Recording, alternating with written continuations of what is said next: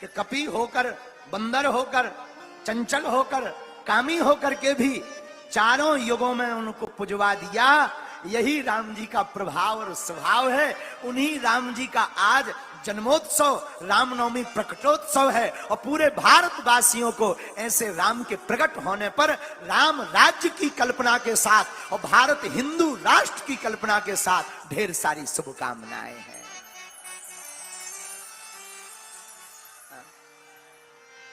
क्योंकि भाई जब तक इस भारत में राम राज्य नहीं आएगा तब तक भारत की सामाजिक समरसता नहीं सुधरेगी, भारत अखंड नहीं होगा, राम की यात्राओं पर पत्थर फेंकना बंद नहीं होंगे और ये तभी बंद होंगे जब भारत हिंदू राष्ट्र होगा। तो आज भगवान के अवतार पे हम यही कामना करेंगे। देखो एक बात बोले, क्षमा करना, आजकल तो घर घर रावण बैठे, कितने राम लाए।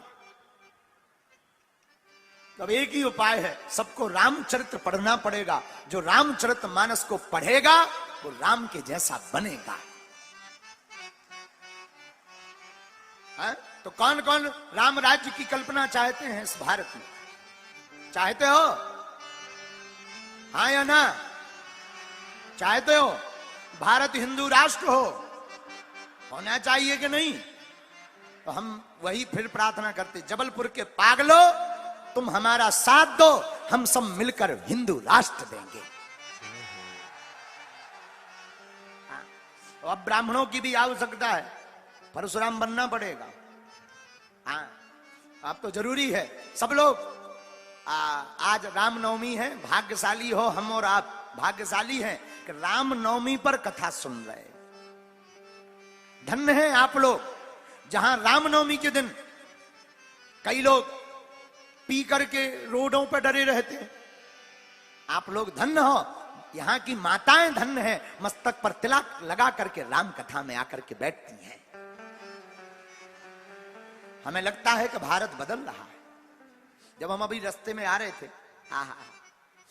छोटी छोटी बहनें, हमारी बहनें, युवान बहनें जो दिन रात मोबाइल और टीवी में लगी रहती थी, वो बहनें हाथ में मोबाइल लेकर के, पुष्प लेकर के रास्ते में खड़ी होती, साधु जी सीताराम बोलती, तब हमें लगता है कि यही बहनें जब किसी के घर बहू बनकर जाएंगी तो उस घर में भी राम राज्य लाने की कल्पना लेकर जाएंगी।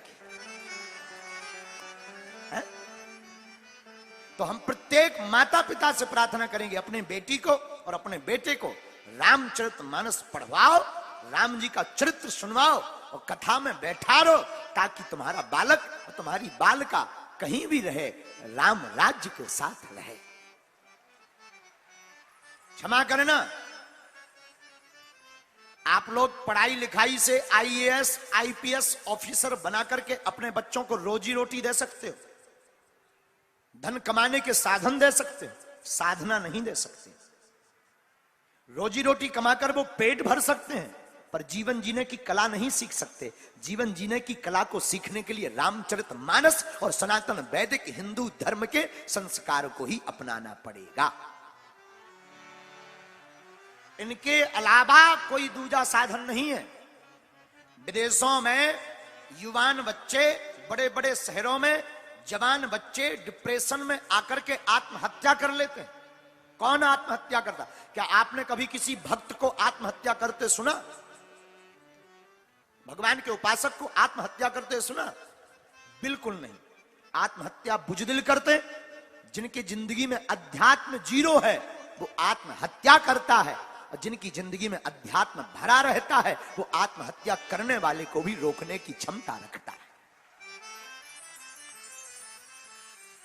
इसलिए हम प्रार्थना करेंगे, भारत के लोगों, आज रामनवमी पर तुम प्रण लेकर जाओ, प्रतिदिन अपने घर से बाहर निकलो तो मस्तक पर तिलक लगाओ।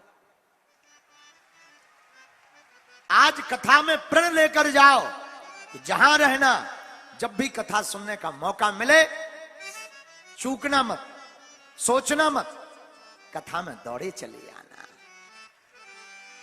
कथा सुनने से जीवन की वृथा मिटती। घर पर रामचरितमानस पढ़ना। धन्य है भारत, धन्य है भारत के लोग। और हम तो जबलपुर की माताओं बहनों को देख करके गौरवान्वित हो रहे हैं कि हमारे भारत की माताएं और बहनें धन्य हैं। इन्हीं के कारण धर्म बचते हुए दिखाई पड़ रहा है।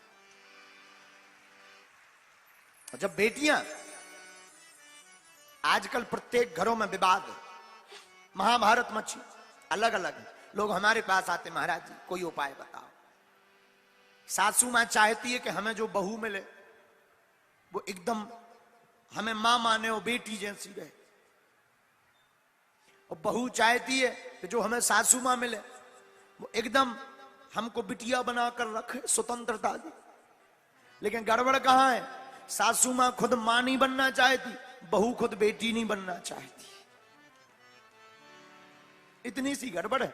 और इतना सुधार हो जाए तो आज हर घर स्वर्ग हो जाए और हर घर में खुशियों की बहार आ जाए। और ये भैया सत्संग से ही संभव है, रामचरितमानस से ही संभव है। जब तक भारत का युवा और छोटे छोटे बच्चे रामायण नहीं पढ़ेंगे तब तक संस्कारहीन हो रहेंगे। और जिस दिन रामचरितमानस को पढ़ने लगेंगे बच्चे, राम के चरित्र को गढ़ने लगेंगे, हमारे भारत का युवाओं की दिशा और दशा दोनों सुधर जाएगी। तो हमारी बेटियों से भी और बेटों से भी प्रार्थना है, आप लोग रामचरितमानस पढ़ो, रोज पढ़ो, 5 दोहा पढ़ो, पर पढ़ो नियम पूर्वक पढ़ो। हम अपनी बात बताते हैं, हम स्कूल तो कम गए, लेकिन हमारी माताजी की एक आदत थी, वो प्रतिदिन हमसे रामायण पढ़वाती थी। वो तो नहीं पढ़ी लिखी थी, लेकिन लाठी लेकर बैठ जाती थी, अच्छा हाँ पढ़ो। हम रामायण उठा करके पढ़ते थे, माताजी बैठी बैठी सुनती थी। उसी का प्रताप है कि हमने 12वीं तक पढ़ाई स्कूल में रेगुलर की। स्कूल महीने में एक बार गए, पर रामचरितमानस में संसार का ऐसा कोई प्रश्न नहीं जिसका उत्तर ना हो। और रामचरितमानस की कृपा से हम एक भी बार फेल नहीं भया, और 12वीं में 75% लेके आए, 5000 रुपया स्कॉलर ले आए। लेकिन जब हमें मिले थे तब हम यही कहते थे, भाग्य को भूत कमाते हैं।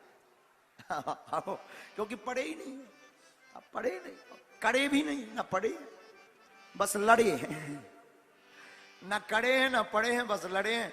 लेकिन धन्य है गुरु का प्रताप, रामचरितमानस का प्रताप। इसका मतलब ये नहीं है कि जितने बच्चा यहां पढ़ने वाले बैठे वो कल से स्कूल बंद कर दें, रामायण भर पढ़े। नहीं नहीं नहीं, ये हमारी तो मजबूरी थी। हमारी मजबूरी ये थी कि हमारे पिताजी कुछ करते नहीं थे, तो घर चलाने के लिए कर्मकांड करते थे, कुछ काम धाम करते थे, तब भोजन की व्यवस्था होती थी। तो हमारी मजबूरी थी। आप लोग खूब पढ़ना, स्कूल भी जाना, विद्यालय भी जाना, कॉलेज भी जाना, पढ़ना भी, लेकिन संगत संभल कर करना, और ऐसा जीवन जीना कि तुम्हें अपनी जिंदगी में ऐसी उपलब्धि मिले कि माता पिता तुम्हारे नाम से गौरवान्वित महसूस करें। हम एक और प्रार्थना करेंगे। पिता के नाम से तो बहुत लोगों को जाना जाता है, और अगर बेटा या बेटी का नाम पिता के नाम से है तो किसी मतलब का नहीं। बेटा और बेटी तो तब है जब इनके नाम से पिता को जाना जाए। ऐसा काम करना चाहिए कि लोग कहें ये अमुक बेटी का पिता घूम रहा है, ये अमुक बेटे का पिता घूम रहा है। ऐसा काम करो, ये अमुक कलेक्टर के पिताजी है, ये एसडीएम साहब के पिताजी है, ये अमुक इंजीनियर के पिताजी है। ऐसा नाम रोशन करो ताकि माता पिता को तुम्हारे होने पर गौरवान्वित महसूस हो गए। माता पिता इस धरती के भगवान है। वो दिन रात अपने बालकों को पढ़ाने बढ़ाने के लिए पसीना गिराते, मेहनत करते, रातों भर जगते। हमारी बेटी हमारा बेटा पढ़ेगा। और बच्चे, कुछ बच्चे खेल खेल में, संगत में, 4 दिन की चांदनी में अपने जीवन का और अपने भविष्य को नष्ट कर लेते हैं। हम प्रत्येक पढ़ने वाले बच्चों को कहेंगे, अगर तुमको याददाश्त की दिक्कत है, रोज तुम रामायण के 5 दोहे पढ़ो, रोज सूर्य भगवान को अर्घ दो, प्रातः काल जाग कर। हम तुमको वचन देते हैं, तुम्हारी याददाश्त तेज हो जाएगी। मात्र सूर्य भगवान के अर्घ से और पढ़ो और बढ़ो।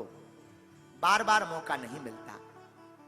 माता पिता का नाम रोशन करो, माता पिता को गौरवान्वित महसूस करवाओ। एक दिन ऐसा लाओ कि माता पिता छाती ठोक कर कहें, ये हमारी बेटी है या ये हमारा बेटा है।